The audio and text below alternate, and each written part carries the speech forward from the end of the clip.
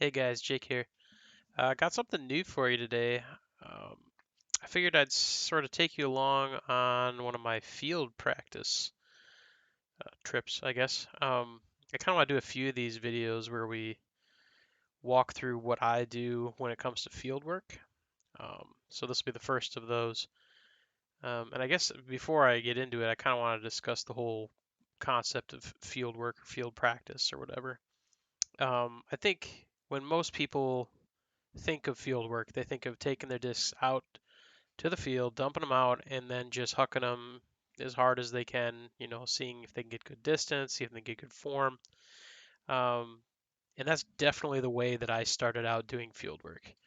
And there's not necessarily something wrong with that exactly. Um, but at some point, you you get to a point where your form is good enough to play disc golf with, right? Like you can play the game. And distance, it's just always sort of an endless battle, right? You're just never quite going to have enough distance to be happy, I think. I think most disc golfers just are always looking for that extra next, 10 to 20 feet or something. Um, so that work can get you somewhere. It can give you a good starting point, but at some point when you decide to start working on the game of disc golf, there's better use for your time in the field. When you think about disc golf, how much of it do you spend blasting shots into an open field? Unless you're near a very open course, that's probably not a huge part of your game. I know personally, living in Minnesota, we have a lot of woods, um, so really most of the greens are pretty reachable on a lot of the holes without going max power on a max distance driver. It's usually more an issue of hitting your lines and distance control, right? So And then even if you're talking about longer holes, a lot of times it's not that you're just blasting into an open field. You're probably aiming for a specific point on the fairway. There's a landing zone that's sort of like your green equivalent, right? If you hit that, you know that your approach shot is going to be decent. So really the things you should be working on are sort of those off the tee to a targeted landing zone or the green.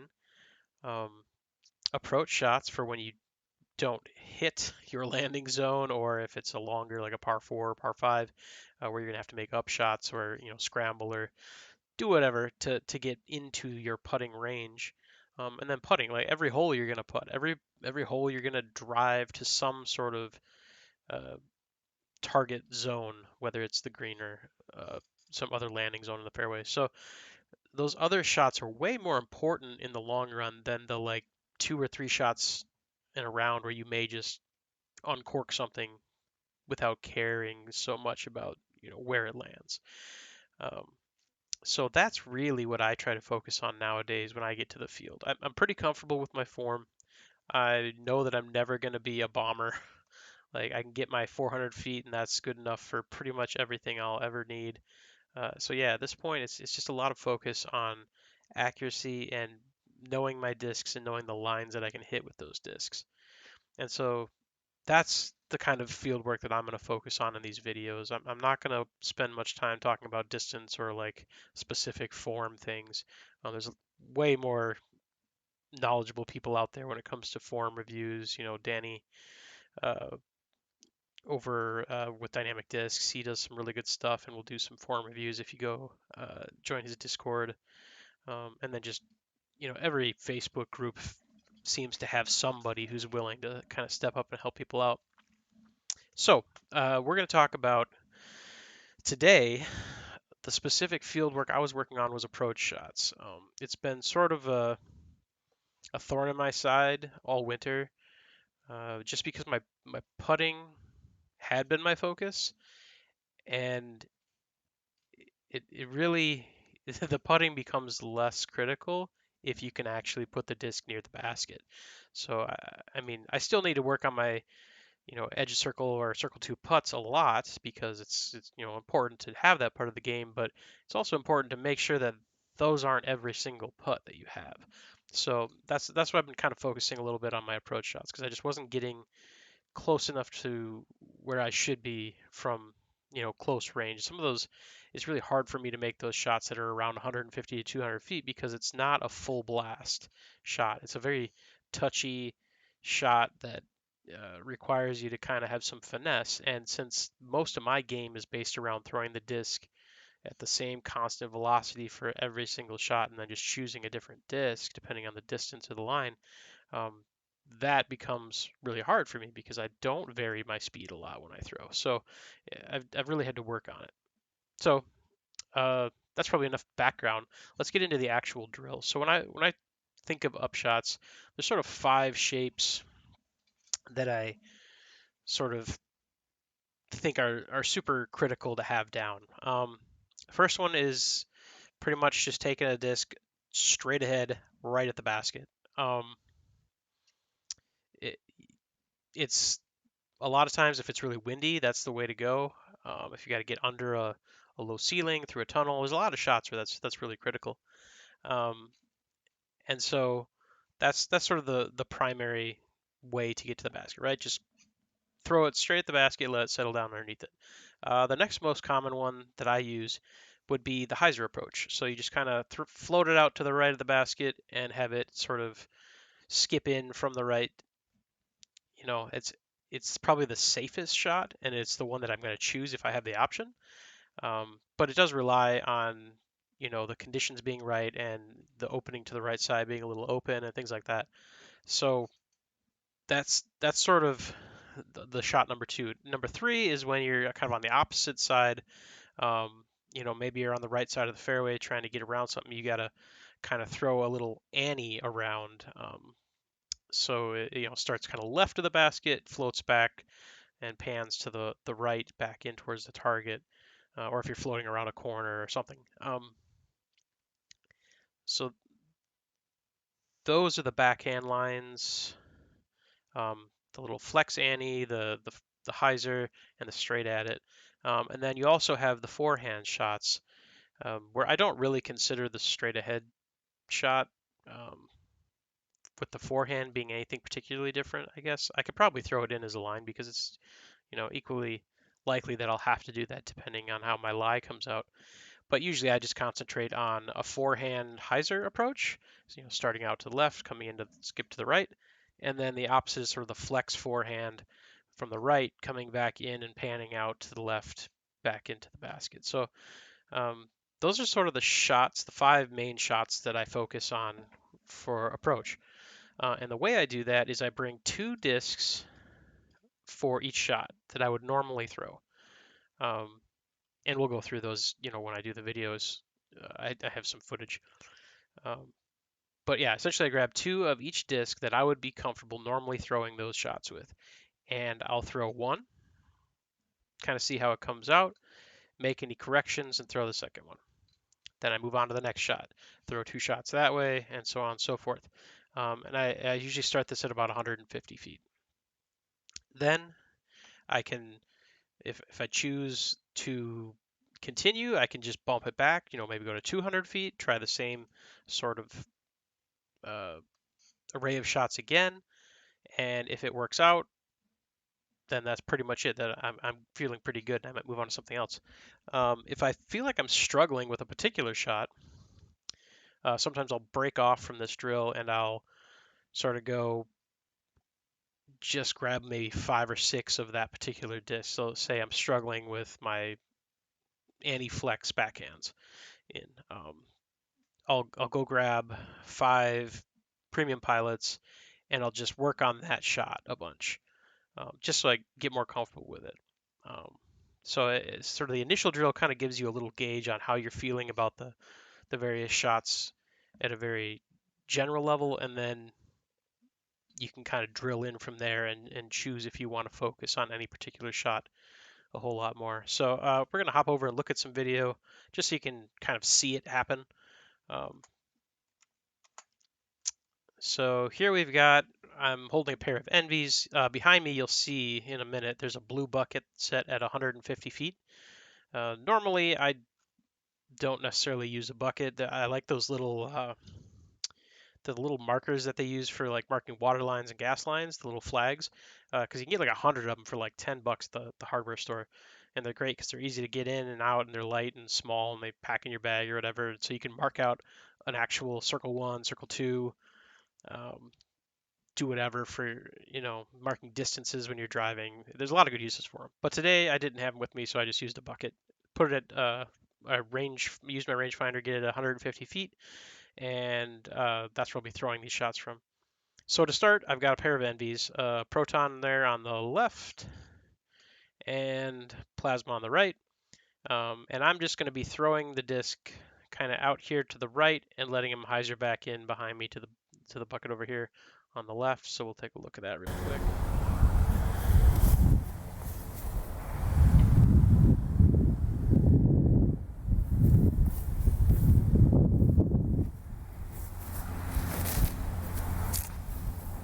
So first shot looks pretty good. I'm going to turn this volume down.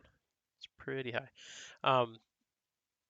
Looked pretty good. Came in at the angle I was looking for. There was a little bit of a right to left wind during this, but that turned out all right. Ended up just right of the bucket there. You can see the bucket right here.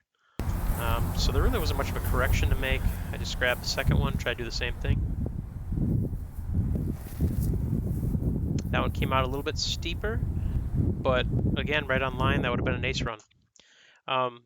So that's pretty much what I expect. I'm pretty confident with the hyzer approach. That's sort of my default, especially with an NV. That's sort of my go-to shot. So nothing too amazing to see there. But now we're going to move on to, as you can see, I've got a couple of pilots. These are the soft electron pilots. They're just a very straight putter. They will turn over if I really start putting them out a little further, but at 150 feet, they're a pretty straight disc. So the plan here is to just fire them straight at the bucket. Should be, limited turn and fade and just kind of settle right down next to it. So.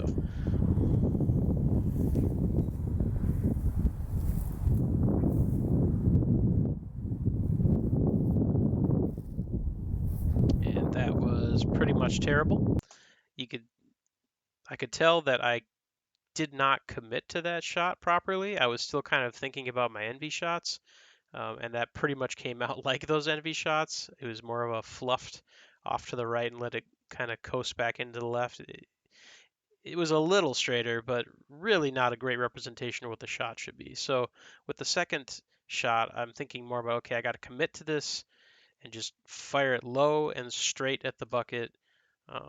So we'll see if I can make the correction.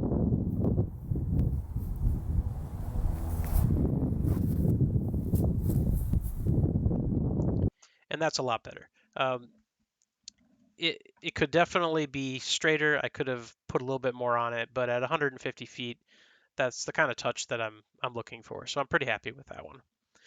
So next we're going to move on to, let's see. Yeah, so a pair of entropies here. I got a neutron on the right and a proton on the left. These are the overstable putters that I use for flicking. So these I'm going to be putting on just a nice light hyzer and sort of drawing them in from the left to skip to the right. Yeah, so let's see what they look like. Ignore the weird hand gestures going on right here. I don't know why I was showing an backhand Annie shot for a forehand hyzer, but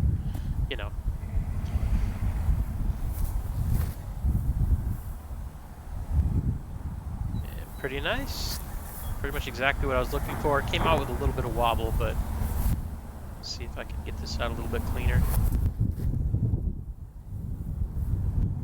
Yep, clean release, right in by the bucket, right where I want to see him. Next shot here, I got a couple of premium pilots, neutron on the right, proton on the left. These are the ones that I'm going to try to throw on a backhand anti-flex so that they'll just sort of be panning out and hit the ground flat by the bucket.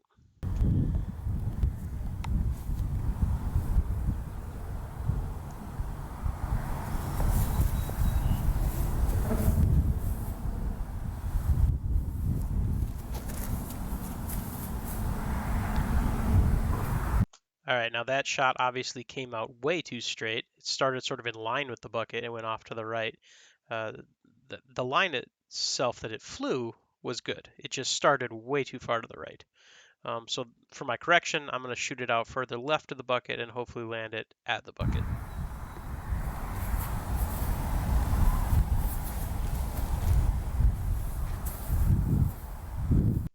And I failed to do that miserably. So that one I didn't commit. I didn't put enough on it, and the right to left wind didn't do me any favors. Just sort of knocked it down. It always just sort of started left and stayed there. So not my best work, and I'm aware of that. That's actually one of the shots I've been working on a lot lately to try to improve because I just don't have consistency. Um, so that doesn't surprise me, but this is one of those scenarios where I could maybe decide after this round that I'm going to work on those shots before I consider working on any of the other ones. Um, but at any rate, we're going to move on to the last round of shots here. Got a couple of pyros here. The right one is a prism plasma, and the left one is a prism proton. So these guys, I'm going to be doing a flex from the other side, a flex forehand. So it should start out to the right and sort of flatten out and land pretty much flat, if not a little bit hyzered at the end. These pyros are pretty overstable, so they can definitely fight their way out, but we'll see what happens.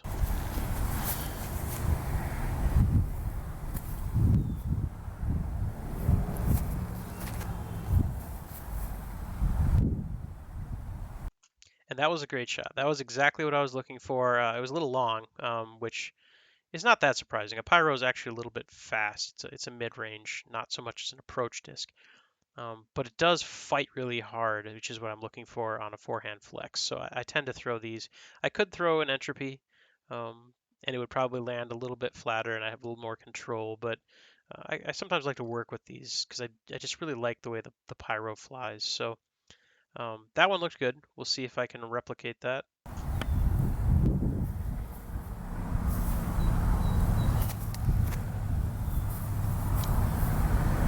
Absolutely not. That second shot was absolute garbage. It came out too high and without enough snap on it, so it just sort of flexed over almost immediately and ended up way right at the target. So that's another shot that I obviously need to work on.